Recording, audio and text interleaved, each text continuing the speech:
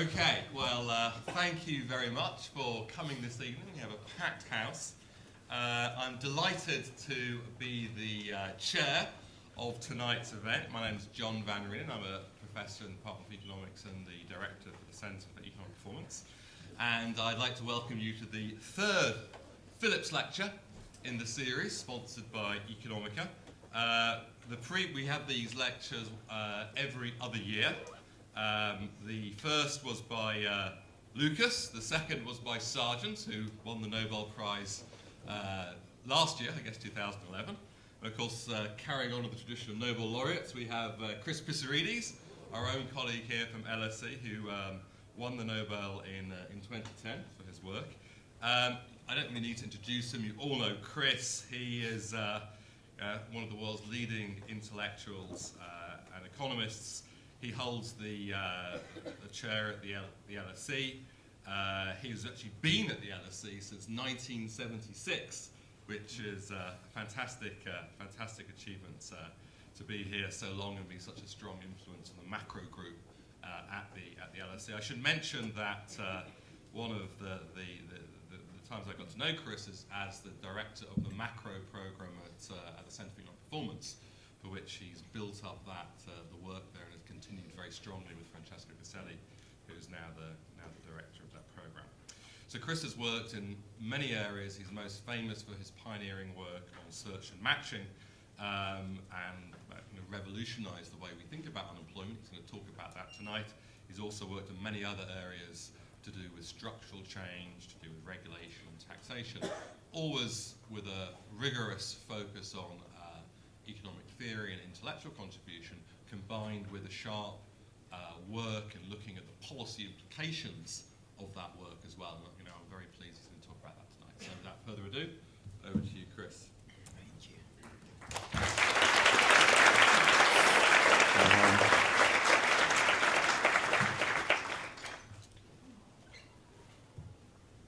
Does anyone know how I move the slides?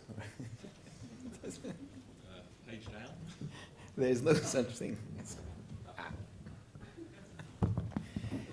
I thank you very much. You can tell how long since I taught in this room. Thank you very much for coming. My topic today is OECD labor markets in the Great Recession, and I'll tell you in a minute what I'll mainly focus on, and then we're going to have some time at the end for questions and answers.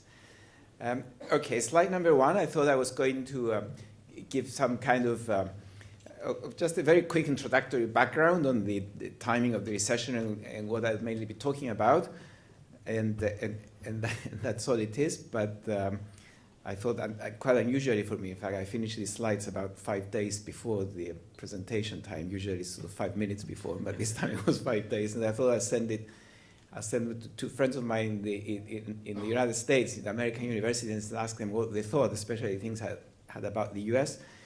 Well, the main comments that they made was about the first bullet point on the first slide, which made me change it twice.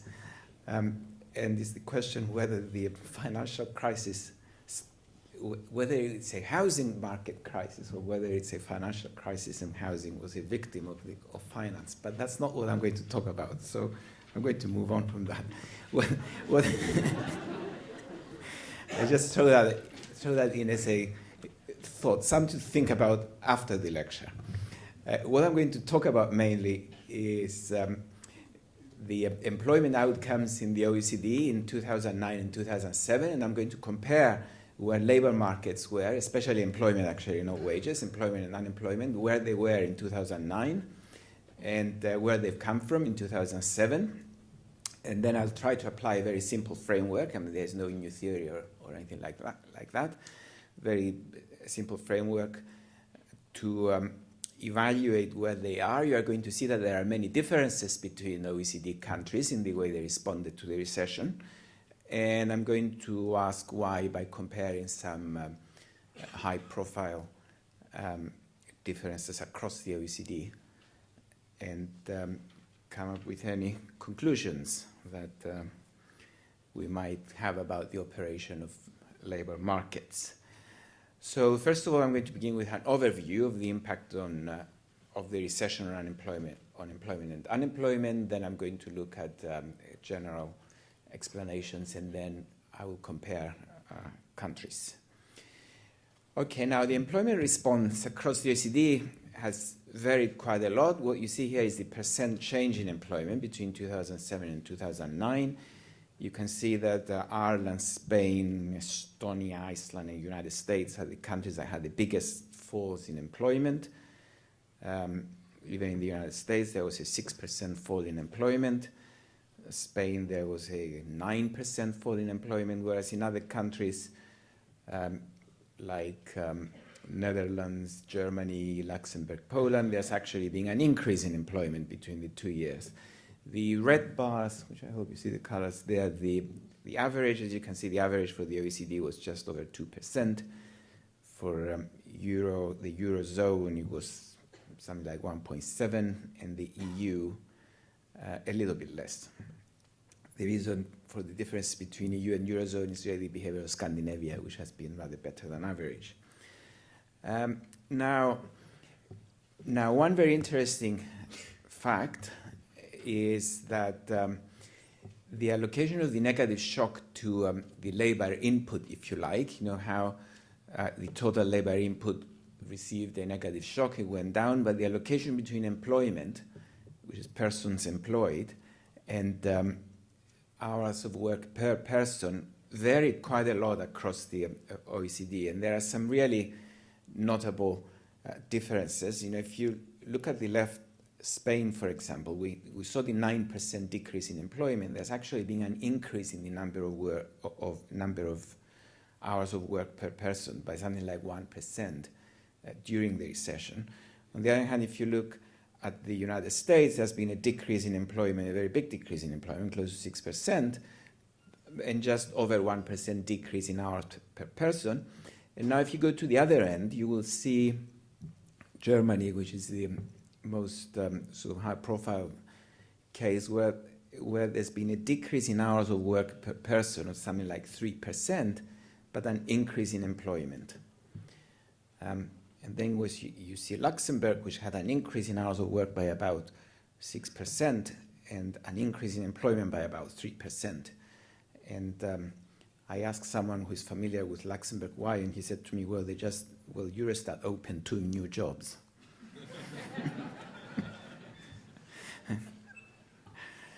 Now, the change in employment was matched very closely by the change in unemployment. Of course, it's a rise in unemployment and a fall in employment. So we can almost talk about them interchangeably, fall in employment and rise in unemployment. And that's what I'll be doing, really. I mean, I'll show you some data on unemployment, but I'll be switching between one and the other. There's nothing fishy going on. It's just sort of people lost their jobs, they remain unemployed. How can I get rid of this? Yeah. Oh, sorry. Now, what is that red thing? Yes, but how do I get rid of the pen? I don't know. Now, this slide, I'm not going to say very much about this, that men have been affected more than women. Just putting this for the color, so blue for men, pink for women. But it's mainly being a sort of men, and that's because of the industrial structure that you're going to see in a minute. And here it is. Now, this here I find quite interesting. If you look at some writings on the recession where the job losses have been, then people would say, oh, this recession, like previous one, destroyed industry. Most of the job losses have been in industry. And that's the case both in the Eurozone and the OECD that I'm comparing here. Here I'm talking about job losses, okay? It's a little bit reversed. Maybe I should change it to changes in jobs. So the positive bars that you see is a fall in the number of jobs. So in the industry, for example, the Eurozone lost 0.4 or 1% of the population of working age in number of jobs. OECD lost 1% and so on. Construction, as you can see, lost a lot of jobs. Services, on the other hand, gained jobs in the Eurozone and lost a little bit in the OECD, and agriculture lost in both. Now, and therefore, that's often presented as as destruction of the manufacturing base or whatever.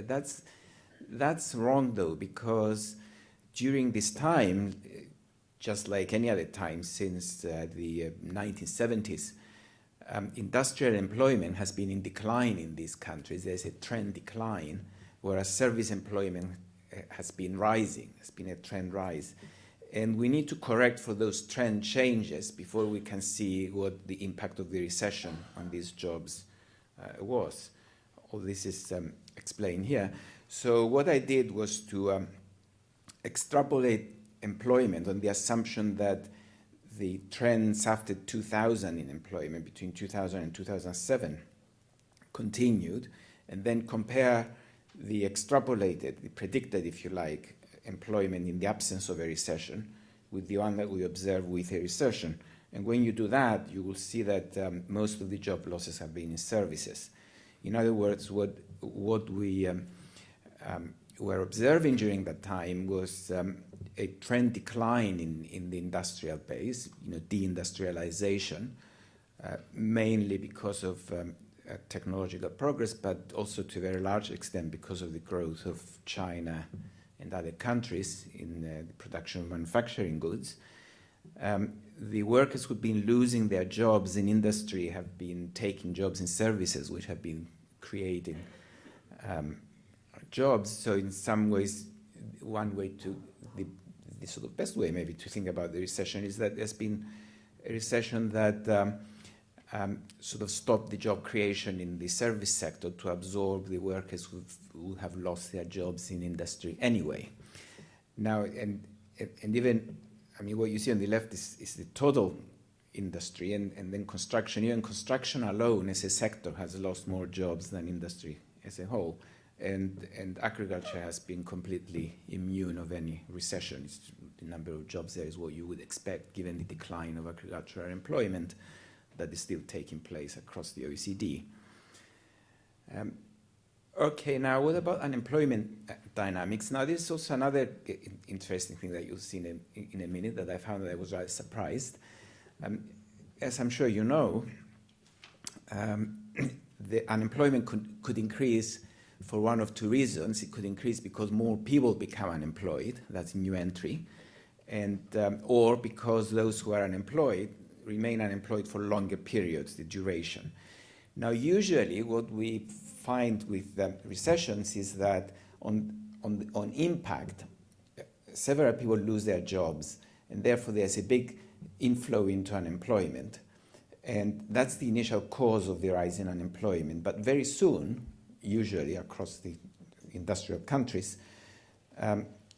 those who are unemployed find it more difficult to find jobs. They stay unemployed longer, and that's what explains the biggest rise in unemployment, that long rise in the durations of unemployment. Now, if you look at the current recession, though, the only country that fits that picture that I just described is the only country that did not fit that picture in the past, which is the United States. In the United States, if we decompose the rise in unemployment between 2007 and 2010, I extended to 2010 to give more time for the duration to show up in the data, then by far the most important reason for the rise in unemployment are longer durations of those already unemployed, not new unemployed. And that contrasts with every other country that has data on these two things. Look at Spain, for example. New entry contributes to 8%, new duration of unemployment to under 4%. Canada, I guess, is the other country, actually, but somehow United States and Canada, you think of them as going together. That's why I said only the United States. Whereas all the other countries have explained with duration. I mean, look at Germany. No, Germany is not there. Look at the EU. In the EU, durations have actually fallen in the European Union as a whole, whereas new entry has increased, and that's what explains the European Union increase in unemployment. And that I'm going to use this fact a lot later on to explain what's been happening in the United States. Okay, I think that, okay, so now modeling employment. So what I've done so far, amazingly I'm well on time on my kind of mental clock. What I've done so far is to describe the main facts of that we see in the labor market, mainly about employment, on the onset of recession between 2007 and 2009. What I'm going to do next is how am I going to think of those facts, how am I going to interpret them, and finally I'm going to focus on individual countries and make the comparison on countries. So now modeling employment. I'm going to use the simplest possible modeling framework. It's called eyeball econometrics, which relies on the maximization of profit subject to Cobb-Douglas production functions. And if we do that, then of course you're going to get a function that you must have seen many times in your second year, both micro and macro, I guess, Cobb-Douglas production functions. What you will see is that you can get the percentage change in employment, the log change, as a linear function of the log change in output and the log change in the cost of employing labor. Now, the question is, how do we interpret the current recession? Well, I'm going to interpret the current recession as one where what you might call organizational capital has received a big negative shock. Now, the organizational capital you can show in the shift variable, the A, if you like, in the Cobb-Douglas production function. It's not necessarily technology, although that variable is usually interpreted as the technology parameter. But I consider it to be something equivalent. It's something that facilitates the way that factors combine to produce output. Now, okay, and then I'm going to think of financial intermediation as the organizational capital in the economy as a whole. So you have an economy that has people who want to work, and there is capital stock that is available to work, and then there is an organizational capital, a kind of knowledge in that economy that brings the two together. And a country that has highly developed financial intermediation system will get more productivity out of the combination of labor and capital, because with finance you can achieve better matches, less wasteful employment of the existing capital and labor stock. Now, what happens if there is a failure on this financial intermediation? Well, that's equivalent to a negative technology shock, but it's a negative shock to the organizational capital, but on Cobb-Douglas production function it will show the same. It's a fall in productivity, it's a fall in output, if you like, at given employment level. So the way I'm interpreting then these data that I've shown you is that there is an exogenous fall in output, fall in productivity, if you like. It's a kind of real business cycle type of interpretation. And because of that fall in output, there is then a decrease in employment, and by how much employment falls depends on the cost of labor before and after the recession. Now, another kind of liberal interpretation that I'm giving to this framework is that what I'm going to say is that the cost of labor is not just the wage rate, but it's also the institutional structure of the economy. It's any frictions that you might have in the labor market, hiring costs, any legal restrictions that you might have on firing. All those, you can find shadow costs for all those, shadow prices for all those, and they're included in the cost of employment. So the way I'm going to interpret what's been happening in the recession then is the following. There is a negative shock to output, to production, given employment levels. then employment needs to fall because of that negative shock, and by how much it falls depends on the institutional structure of the labor market, which determines the overall cost of employing labor. Now, if the costs of adjusting employment, if all labor market policies and all institutions were the same across all OECD countries, then according to that framework that I just described, I'm sure you can derive it at the back of an envelope, but maybe you don't have envelopes with you, so it's pointless. You could just regress the fall in employment, always in percentage terms, it's a log difference, on the fall in GDP, and that would pick up the aggregate shock. And then because the aggregate shock affected the construction sector by more, I'm also putting in the share of the construction sector to pick up the biased nature of the shock. But then but as I said, just to repeat myself slightly, is that if all the institutional structure of the economy was the same, then you should find exactly the same. You should be able to explain all the response of employment across countries.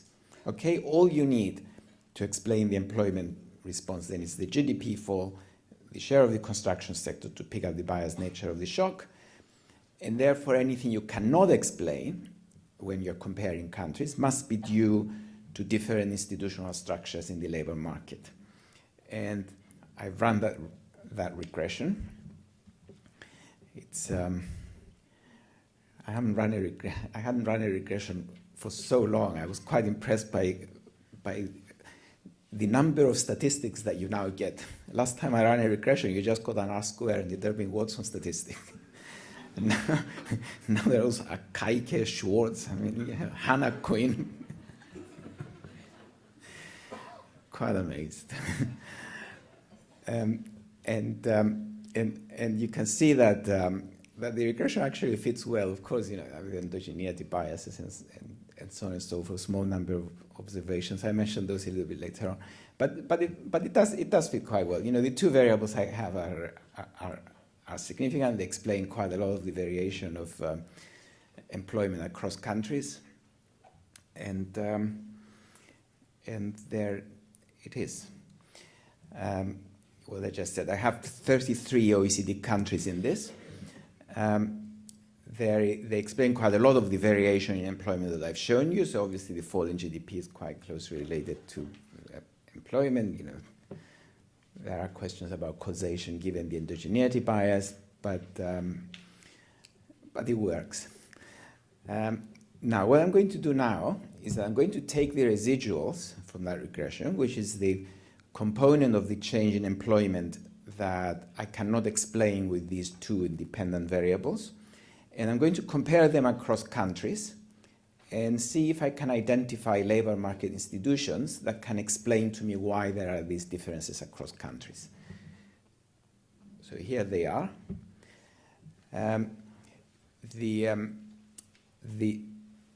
The way to think about these residuals is that there is an average response of employment across the OECD countries, and any differences you see here are the differences between that average response across the OECD and in the country in question. So if we take the highlighted countries, because those are the countries that I'm going to focus on later on, the first highlighted country is the United States. Yeah. The United States, I have a negative fall of 4%.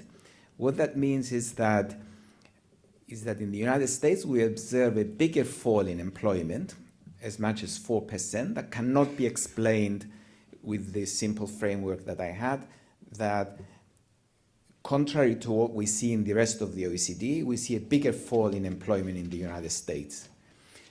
Next is Spain that is highlighted.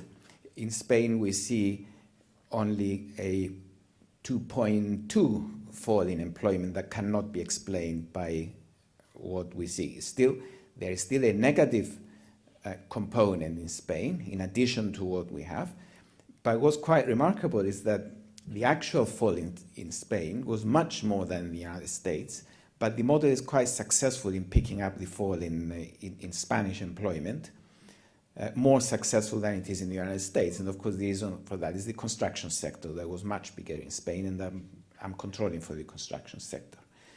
Then, the next highlighted country, you cannot actually see it because its bar is so tiny, it's the United Kingdom. The United Kingdom is bang in the middle of the OECD. We don't need anything else to explain the fall in employment in the United Kingdom, in fact. It's explained by the construction sector and the fall in GDP. And then to the right, the highlighted country is Germany, where we see a positive component to employment. That means that we didn't see the fall in employment in Germany that we would expect to see given the recession. On the contrary, we see something like more than 2% employment, higher employment by something like 2.2% than what you would predict to find in Germany. And of course, Luxembourg is the champion of employment. We see 5% more than what we would predict. It's on the far right. Now we see the same if we look at total hours of work, not just employment. Again, the countries on the left, USA is on the left. With Spain actually in total hours, we more or less explain the whole change in total hours on the basis of the construction sector and the fall in GDP alone. But if you go on the right, again, you see Germany having a positive component. I have a bullet point later on, but perhaps it would surprise you to see Greece and Portugal having a positive component, which means that we see more employment in Greece and Portugal than we will. So in fact, the reason is that the fall in employment there was rather delayed. I mean, if I extend this to 2011, then they would come to the left, both countries. And it was delayed because of severe employment protection legislation that delayed the termination, the destruction of jobs. And again, the same goes with unemployment. We see a bigger increase in American, Spanish, and United States unemployment, a smaller increase in German unemployment. The United Kingdom is always in the middle. Right? It's always explained by the average in the OECD.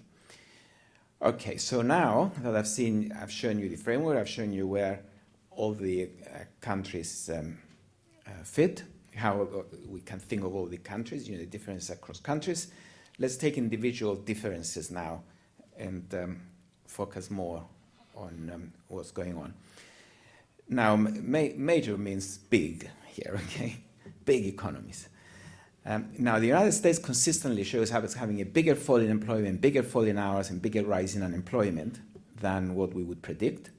Germany and Japan, but I'm not going to talk about Japan, but it's more similar to Germany than the other countries.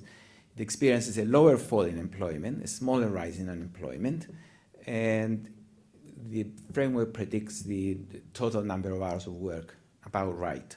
That's the fact I'm going to use to explain what's going on in Germany. And in Britain, we have the OECD average responses across all the measures. Other countries, Spain and also Ireland, Iceland, Israel, have bigger falls in employment, bigger rise in unemployment than predicted, but we can explain total hours of work. Portugal and Greece, as I said, have lower responses up to 2009, but they caught up with time.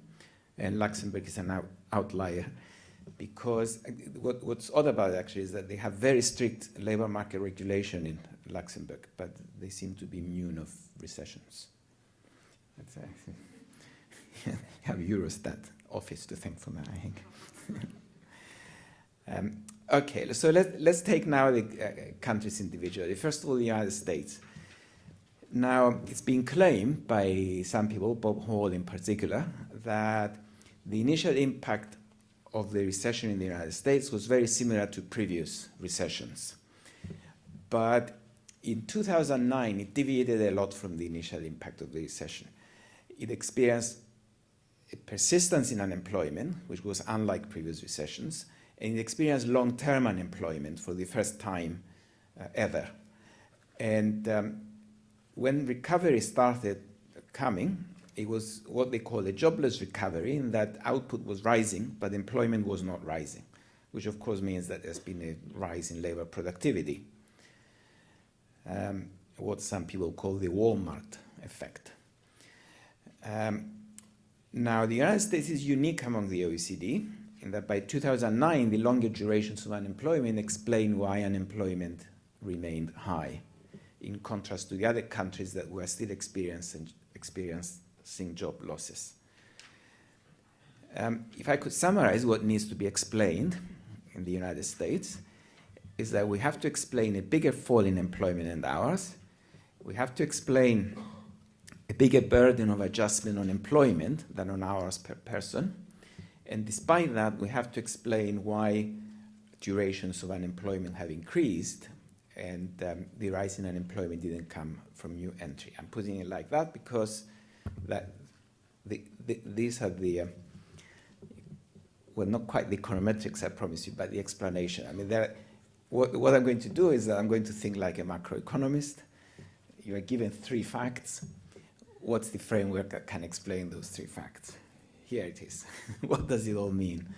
Well, it's the typical response of an economy with employment laws that impose no restrictions on firms, and therefore they give no incentives to firms to hoard labor. But it's an economy that suffers from rigidities on the workers' side in the labor market that delay job acceptance. In other words, a combination of employment-friendly flexibility in law, but with frictional rigidities in job search. So the question is, what can we find that is causing that? Well, employment-friendly flexibility is very easy to find because the OECD constructed all the numbers and everything, and employment laws in the United States are the most liberal across the OECD, even more liberal than the British ones. For one time after the Thatcher reforms, Britain looked like it was getting to be more liberal, but in fact the United States is much more liberal. So we don't need to explain very much there. There's almost no restrictions in what employers can do. Now, what about the frictional rigidities in job search? Well, of course, the way to find that out, another way of showing that that's what's happening, is to look at the Beverage Curves, the relation between unemployment and vacancies. You couldn't have a lecture without Beverage Curves, so I found a way of bringing it in. You're going to see more than one as well. And some economists have been interpreting the United States Beverage Curve because of what I just described as a breakdown from the past. But in fact, it's not a breakdown, as I'm going to claim.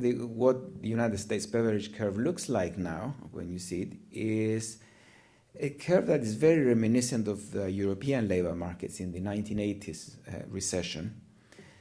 And again, that's when you say, why is that the case? Well, again, it's because of an increase in frictions. European labor markets in the 1980s had a lot of frictions. A reform process started after that to reduce the frictions. And because of those frictions, we had some features in their Beverage Curves that I'll show you in a minute. And now we're seeing those features in the United States Beverage Curve. And here it is. The good data on vacancies in the United States start in fact, it started in December 2000, but the first observation is not very reliable. Starting with January 2001, we have good vacancy and unemployment data, what's known as JOLTS, job openings and labor turnover. And we start with the most booming, if you like, state in the labor market, very low unemployment, about 4%, and vacancy rate more than 3.5%. Then recession will slide all the way down. And then in April 2009, you see a kind of recovery beginning.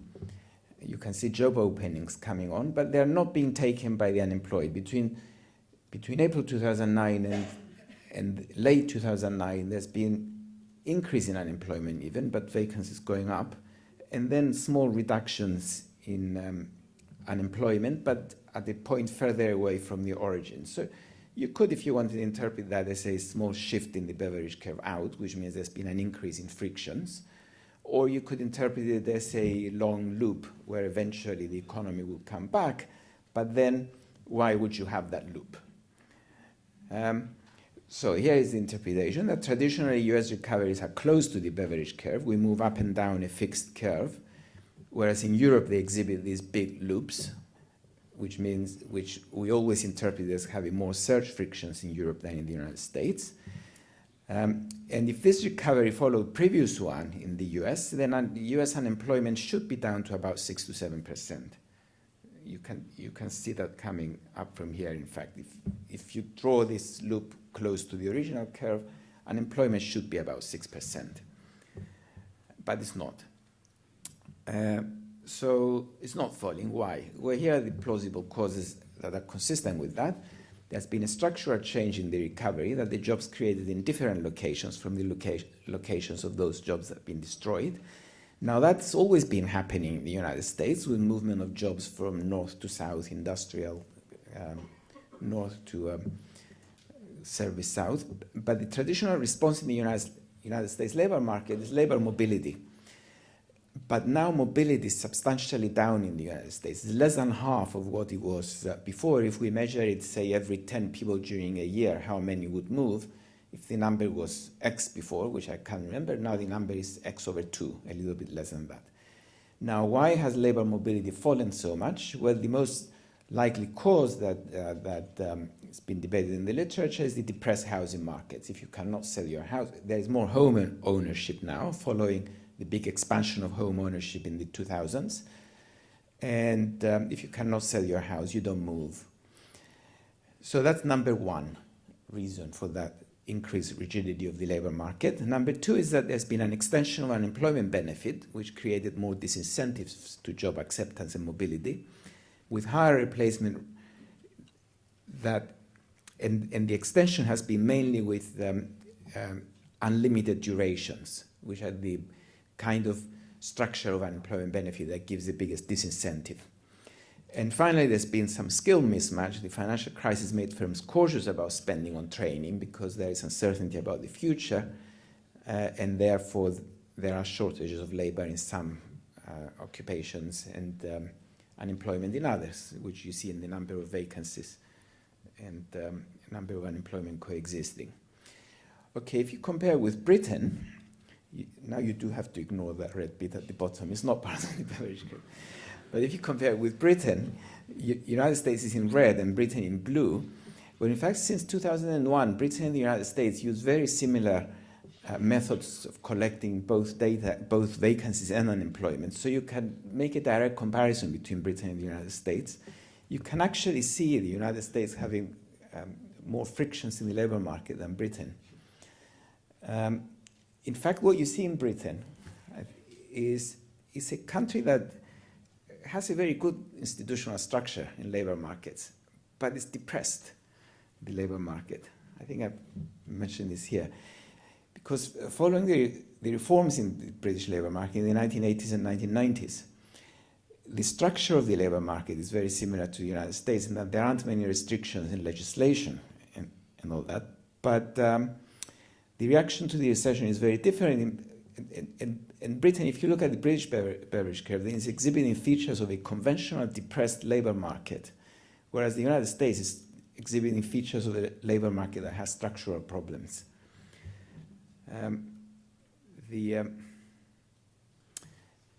Okay, I'll show you that again. And there it is. You see, like, once we got down to this point in recession, and that happened in the end of that line is April 2009 in both countries. The British labour market just stopped there. There's no job creation. The economy is depressed, but there are no structural problems as such. Whereas in the United States, there is some job creation, but jobs are not being taken up because of the structural problems that you have in the economy that I mentioned before. And therefore, what lessons we can draw is that in Britain there isn't much that can be done with the labor market policy to improve the labor market. Institutions seem to function well. The problem is the macro environment. Whereas in the United States, there is evidence that extending the unemployment insurance in recession without an active component of the type that the Scandinavians have, and you're going to see a little bit of that later on, it's dangerous for the duration of unemployment.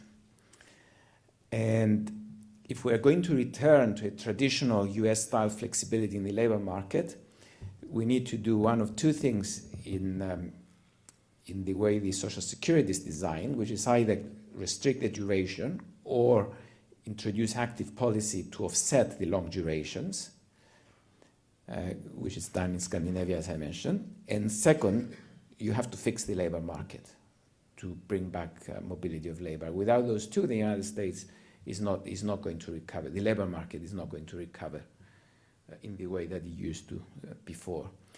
Okay, let's now compare with Germany, because here's where you're going to see some big contrast. Now, the blue bars here show the change in GDP in the three countries, United States, Britain, and Germany. Remember that Britain is in the middle of the OECD, so it's a good comparison between the two. The red bars show the change in the total labor input. So what you see is more or less similar fall in GDP, about 4%. In fact, almost exactly the same in Germany and the United States, a little bit more in Britain. But then the big contrast is what you see in the fall in employment. United States in total labor input. United States just over 7%, Britain just over 3%, in Germany less than 1%. So again, the question is why? I've already showed you the comparison between Britain and the United States, and now I'm going to focus on Germany. Now, if we split the labor input between hours and persons, then you see here the big change. The blue is hours per worker, and they've gone down. Britain and the United States almost exactly the same, just under 2%. Germany just over 2%, but not a big difference. The big difference is in persons employed. United States down by 6, Britain by 2, Germany up by 2. So why is employment increasing in Germany and not in the other countries, despite the fall in GDP? Okay, these are the striking facts that I described, so we don't need to dwell on them. Okay, well, first, before we go there, you might say something else has to give somewhere. You know, you cannot have the same fall in GDP, different falls in employment, and nothing else changing elsewhere. And of course, what's the shock absorber, if you like, as I described it here, is productivity. That the main adjustment that counterbalance the employment changes is changes in productivity. In the United States, there's been a big increase in productivity, especially in services. That's the Walmart effect. In Germany, there's been a big fall in productivity across the board. In Britain, there's been a smaller fall in productivity as well. Okay, here are the reasons. Now, Germany liberalizes labor markets in the 2000s, and the liberalizing reforms have been very similar to the British reforms of 2 decades earlier. They are known as the Hartz 1 to 4 reforms. The economy became more business-friendly, less restrictions on labor regulation, lower duration of benefits to the unemployed, increased active spending, a little bit more than Britain actually there, and unemployment benefit received conditional on strict search and work criteria, which has also happened here when the switch from unemployment benefit to the job seeker allowance. Now, the main difference between Germany and the other two, though, you might say, well, why didn't Germany behave in exactly the same way as Britain in that case? Well, many people are saying it's because of the industrial structure, because Germany has been less reliant on the financial sector. There has more export demand from Asia, which continued, and therefore that's the difference. In fact, that's not true, because if that were the reason, then the GDP fall should have been very different, not employment, but GDP. But in fact, the GDP hasn't been very different before. The differences are only in the labor market. The main difference, if you look at labor market policies, is that Germany had in place a very generous system of wage subsidies and other active labor market policies, whereas Britain and the United States didn't. And what are those generous systems? Here they are. I call them policy successes, but you might question it later on. What are those differences? Well, the active policies that Germany put in place after 2005 were, first of all, training for the workers, both short-term training, which amounted to how to apply for jobs, how to present yourselves, how to put a tie on when you go for interviews, that kind of thing, and longer-term training, which is the acquisition of skill. Now, those who studied training programs, Heckman and his disciples mainly, say that the first one is probably more effective training than the second, how to present yourself. Anyway, Germany also had targeted wage subsidies, targeted mainly to the unemployed and to low-income groups.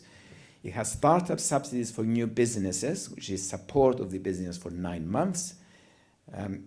So for 9 months, if an unemployed worker started a business, then that worker continued collecting the benefit as support for his business for 9 months, plus some extra money to pay for his social security contributions. And it had job creation schemes in the public sector, which, as you know, is very different from what's been happening here. Now, what about the targeted wage subsidies? What form did they take? Well, they were given to employers, and they covered 50% of the wage for 12 months. There is an extension for another 12 months, what they call the protection period. But they're tailored mainly to the unemployed and to disadvantaged groups. They mainly get, it's only when the employer hires an unemployed person that he gets the subsidy. Now there have been evaluation studies of these policies, and they found that the programs are effective in getting the unemployed back to work, especially the long-term unemployed. They probably had no effect on the re-employment probabilities in non-subsidized employment. Now, this second bullet point, I have to mention, is the one that is always mentioned by microeconometricians who do evaluation studies. And they're right, of course. You can, if you don't believe me, you can go to UCL and ask them. That's what they all do very well. And what they find is that although the re-employment probability to a job that is subsidized increases when you subsidize the job, if that worker were to lose his job in the subsidized employer, then he wouldn't have a better chance of getting a job in the open labor market. That doesn't worry me too much.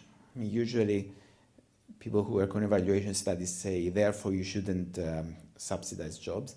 But it doesn't worry me because look at what's happening now. It's like we're saying if these workers now lost their jobs next year, then the year after they wouldn't be able to find jobs faster than they would have found before. Well, why does it matter if they're being kept employed during the recession, and then hopefully the economy will recover by then? There will be more job creation, and their chances of getting a job will be higher anyway. So that's the sort of standard response, a response that you could have to that. And finally, what the Germany experienced is that these measures have actually paid off fiscally. In other words, the government made money out of these measures because of the saving of unemployment benefit and the revenue from social security contributions from the people who got the jobs, right? Taxes, in other words, increased. Okay, and here, of course, there had to be a Beverage Curve, a German Beverage Curve, to show you how the measures worked. Recovery from 2005 to 2006 following the reforms, and you can see we're moving up the Beverage Curve, but the year that the reforms all actually had a big effect on the labor market was beginning in January 2007 up to the Lehman collapse. You see the Beverage Curve shifting in, which means that the structural problems of the economy were falling all the time because of these subsidies and these active measures. Lehman comes in September 2008. The economy goes into recession, but not a much impact. This movement is a typical recessionary movement, but it's in a different and much more favorable Beverage Curve than before. So what you see in Germany is two Beverage Curves with the shift taking place between 2007 and 2008 following these reforms. An example of an economy that became more flexible in 2007. But crucially, it became more flexible on the employment side without increasing the frictions on the worker side, which is what the United States economy has suffered from. So the evaluation that we can have from this is that unrestricted labor markets like the United States and United Kingdom can give rise to big increases in unemployment. Recession, long-term unemployment builds up, especially if benefits are of long duration, as in the United States. The German example shows that the wage and startup subsidies can mitigate the impact of recession on employment. I think there's one other thing I wanted to say.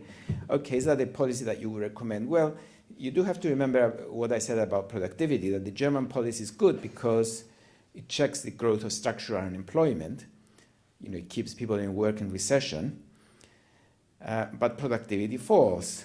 Now, is this bad for recession years? Is it good?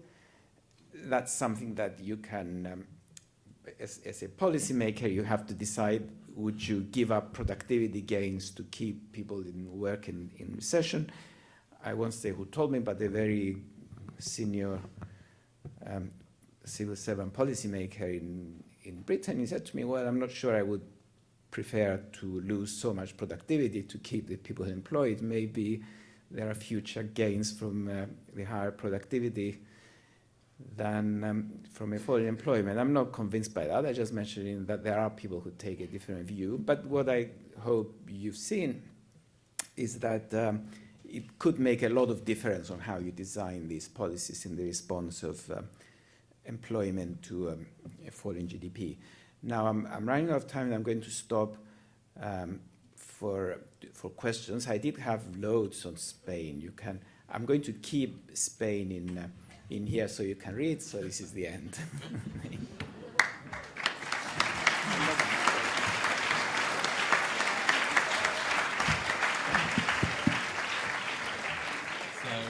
Thanks very much, Chris, for an excellent talk. We have about 20 minutes for questions. Could I ask you to put your hands up if you want questions, and also to say who you are when you are asking the question, so we know who we're talking to. So who would like to kick off? There's a roving mic around.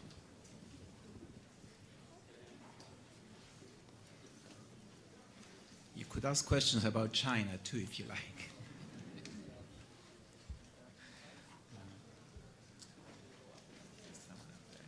Okay, there's a question up there.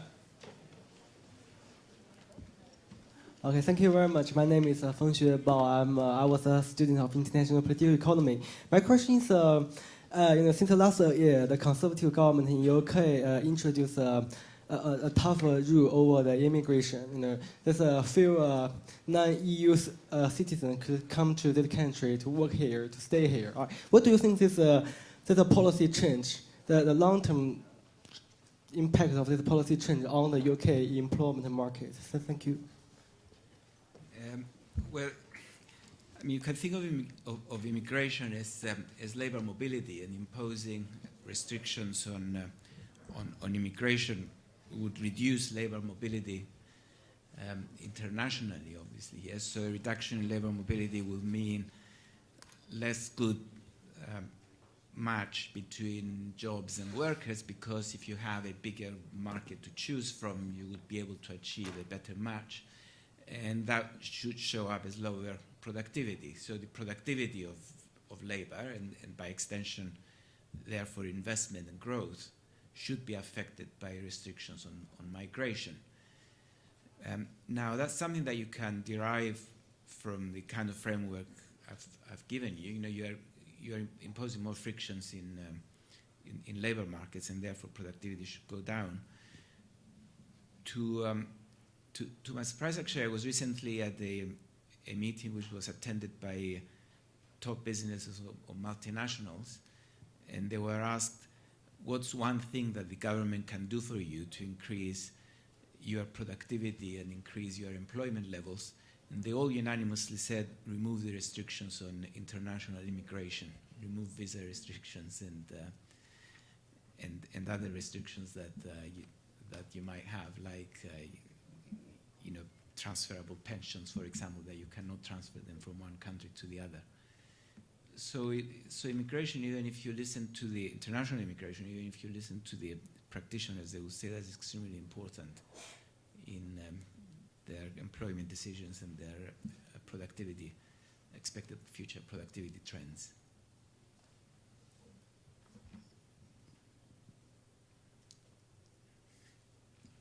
very shy, unusually shy tonight. Even though most of them.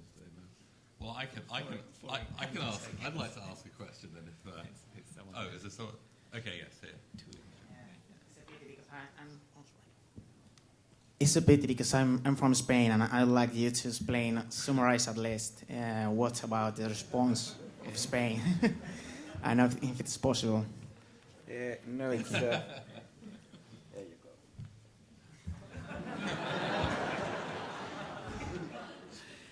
go.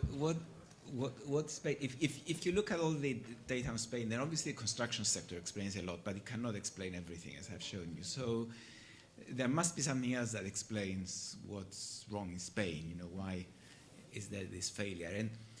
And what I was trying to do here was to take one possible explanation after another, and then you can dismiss them all except for the dual structure of the dual contractual structure that you have in the labor market. One set of the labor market is employed under very strictly regulated contracts, and the other one contracts that are not strictly regulated, but there is some regulation there. And you can show, even in theory, some Spanish economists have used this framework I've shown here, the frictional framework, to show that you're going to get bigger volatility in employment when you have the dual structure. Bigger volatility means that in recession, unemployment will increase by more, and then when recovery comes, it will go down quickly by more than in other countries. Now, there've been the reason of this. There've been some reforms in Spain, of course, in especially 2010. I mean, with great difficulty, because unions are resisting the reforms that are suggested because they're benefiting from the strict regulation of the regular jobs. There've been some reforms, and they're certainly in the right direction, but they haven't broken this dual structure in the labor contracts. And I think until they break this structure, you don't even have to liberalize very much the regular jobs, but break them. You know, say anyone taken on has to go into a regular contract. You know, even if you say that, it will have a positive impact on employment in Spain. So my two reforms that I recommended at the lecture I gave in Spain recently, and it was reported quite widely, is one abolished. I can't remember what the other one was actually. What was it? It's like you have to get rid of the dualists, and oh yeah, this one down here.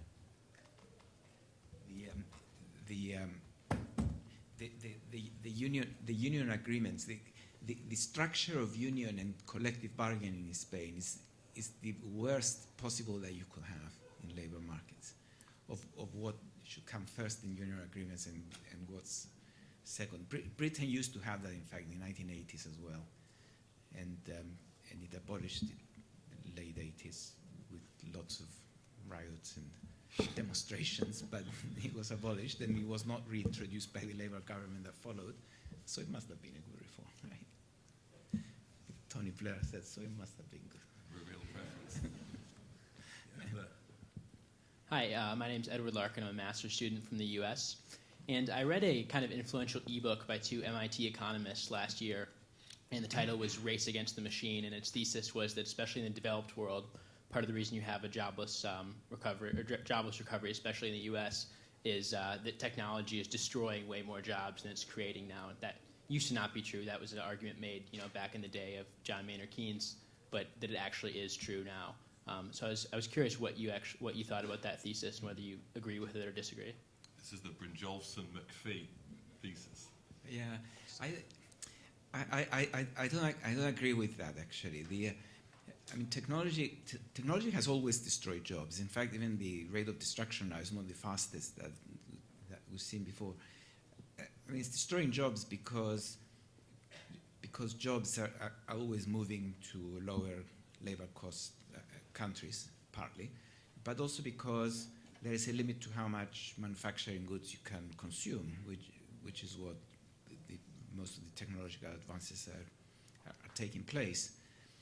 Now, the difference now is that there are technological improvements in the service sector as well, where again you would expect to see some jobs being destroyed in these sectors that are affected.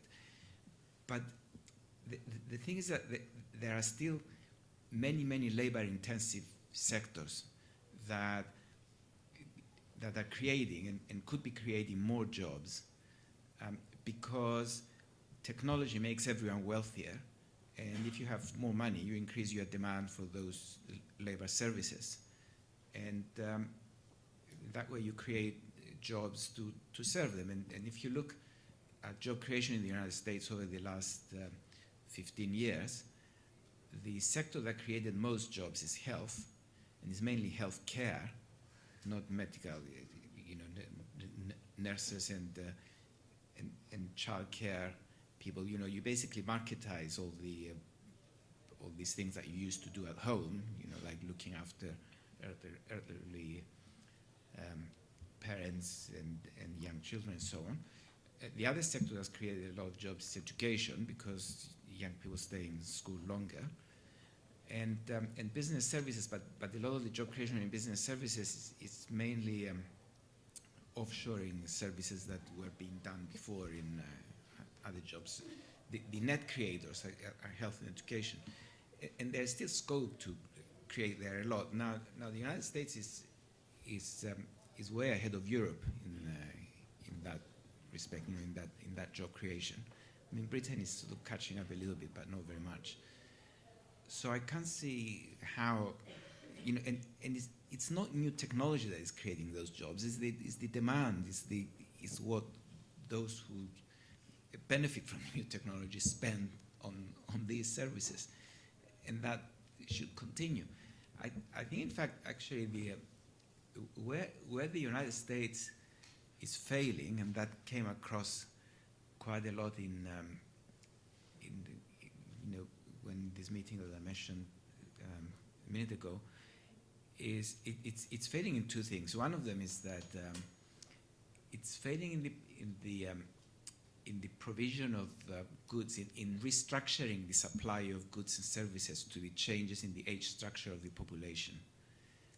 Because you have an aging population, the baby boom is retiring, and there hasn't been as much restructuring in the provision of services and goods for these people. Of course, you do have the golf courses in Florida, but it's not enough. So more needs to be done there to create more jobs, for their needs, and partly the increase in health jobs because of that. And then the other thing that the United States companies haven't been able to do very effectively yet, and that's really what I meant by organizational capital.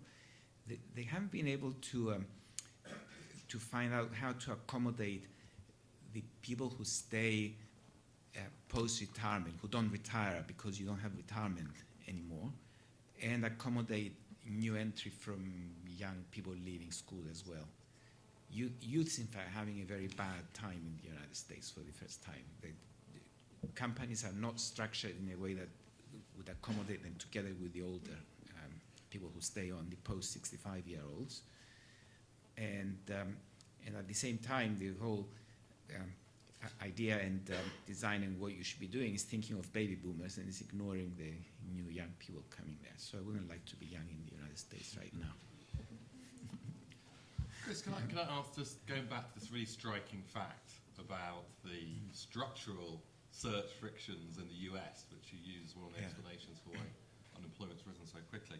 And you put it down to two problems. One is the lengthening of unemployment insurance durations, with the failure to accompany that with active search, and the other was the housing market. Yeah. So two questions on that. One is that I thought this extension of unemployment insurance typically happened during most US recessions.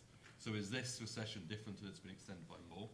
And secondly, I thought Hank Farber had a pushback on this housing market story, and that was, if you looked at the unemployment experience of people renting and owner-occupiers, that unemployment had risen to a similar extent for both of those groups during the current recession in the US. So he was more skeptical about this housing market story. Yeah, well, in the first one, I don't think the coverage of unemployment insurance in the United States and the extension, I thought it was new, it was unprecedented in this recession. You wouldn't expect Bush to do it, something like that, in 2002 recession. That was a pretty minor recession. Well, no, it was big in the United States. The increase bigger than here anyway. I think the social security policy is new in that respect. Now the housing market it's more difficult. You see, remember that I'm a macroeconomist. I don't believe in this little splitting in what particular groups do and all that. I mean, the point actually, the important point actually is what we see as outcome that labor mobility has fallen a lot. It's the lowest we've ever seen in the United States, and not only that, it's fallen by, as I mentioned, by half. I do remember the numbers I was given. It said, say if you take a 2 or 3 year period, for every 10 workers, 5 of them, for every, 10 workers, maybe 5 of them would move. Now only 2 are moving, that kind of statistics. So the question is, why would mobility fall by so much? And the housing market seemed to be a plausible explanation for me, but I don't know. I mean, did you also look at whether the people in rental accommodation moved as much as the owners occupiers, or did they find that the rented ones don't move either? Well, I think it looked surprisingly similar, Yeah. actually. But other. Oh yes, up there. Sorry. Hi, my name is Emily. I'm a master's student here at LSE. And I'm wondering about, you mentioned the labor mobility issues in dealing with some of these mismatch in unemployment but also job openings. And I'm wondering about the role of public educational institutions and training. I mean, you mentioned it briefly, but I was wondering if you could expand on that a bit. Well, they have a very important role to play in say directing people to the new type of jobs that are being opened, but public education. Here, in fact, I have another comment to make about young people and why they are not being absorbed into jobs in the United States, which I also learned from practitioners rather than economic research, which is that public institutions, not only in the United States but also in Europe, have not adapted at all to the new type of job that is being opened now. I mentioned that the new type of job is mainly in healthcare, education, and services. And the training that they're given is still geared to the old-fashioned kind of industry job, which is, was considered the sort of proper job, with technology and computers and all that, whereas most people don't use computers in their work. They use computers in their leisure time, the ones that get the job. So there's a complaint that the school leavers that come out into the labor market, they are not prepared to take the new type of jobs that open up, and companies don't want to train them because there is uncertainty about how long they will be able to keep them. And in fact, I even saw demands for company executives to go into high schools and tell them, look at their curriculum and give them input into what type of education to give. And when I asked them at what level in schooling, it was always secondary school that they complain about. The secondary school education is not geared to what labor markets need now. There's a question at the back, gentlemen. Thank you.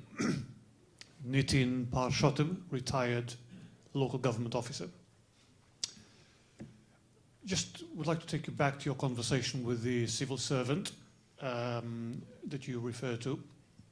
And in doing so, I noted the support from the German government for the, if I can call it, the agility of the labor market through training, retraining, and upskilling measures, and Britain's reticence to go down that road. And I think you said that the difference is that the civil servants in the UK are reluctant to give up productivity gains if they were to go down that road. I'm just wondering whether, what your view is, whether in a recession, when you've got, if I can call it, automatic stabilizers in the movement of employment rates that can be put in place like Germany has done, when you've got that policy option, why that may not be taken up by a country in order to stabilize the workforce and therefore increase the well-being index of the local people. Thank you.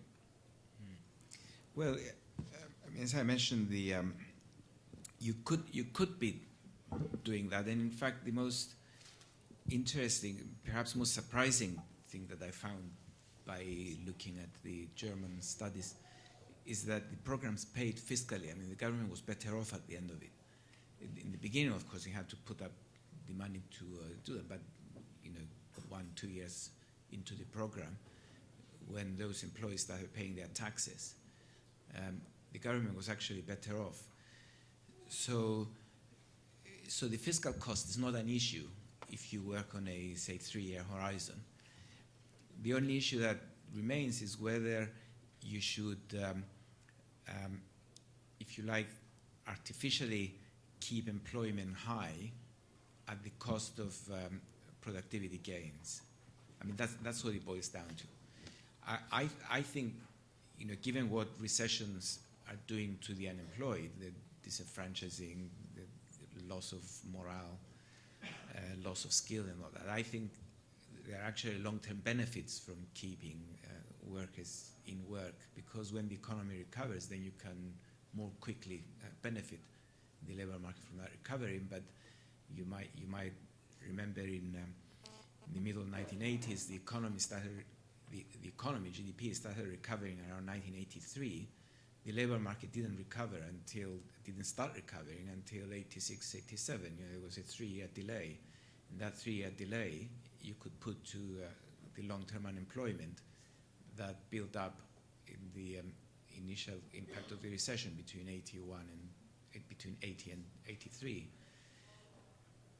In my view, it's more important to avoid that than make sure that there is no productivity dip in recession years, because you can make up for the productivity loss when recovery comes for other reasons.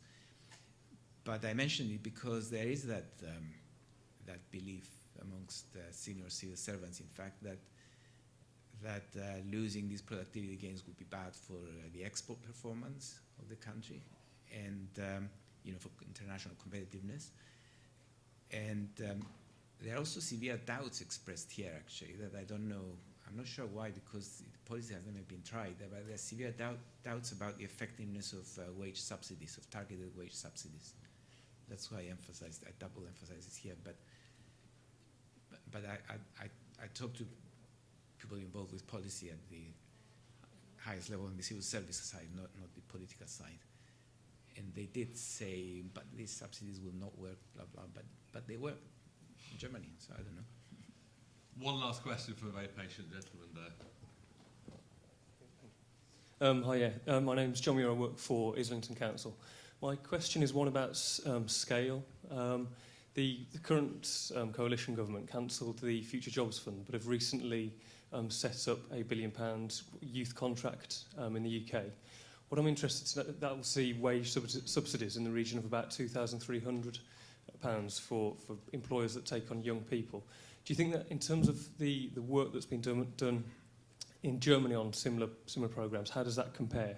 And do you think that's sufficient to get the buy-in to address youth unemployment in the UK? Well, in Germany, the subsidy is 50% of the wage cost, and that's what's been effective. I don't know. And where they are more effective is at low wages. So, maybe not half of the minimum wage, because the minimum wage is the absolute minimum, but something like 60 to 70% of the minimum wage would be equivalent to what's had this big effect on Germany. So I don't know if the figure you mentioned is it per year? Is it for the first year? How much was it? £2,000? 2,300. How much is the annual minimum wage? £6.15. No, over the year. Oh, the year. Okay. With average. Yeah, I don't know where you can. Okay, I think we are 5 minutes over time, so I suggest we continue this conversation in the atrium where there's drinks and nibbles.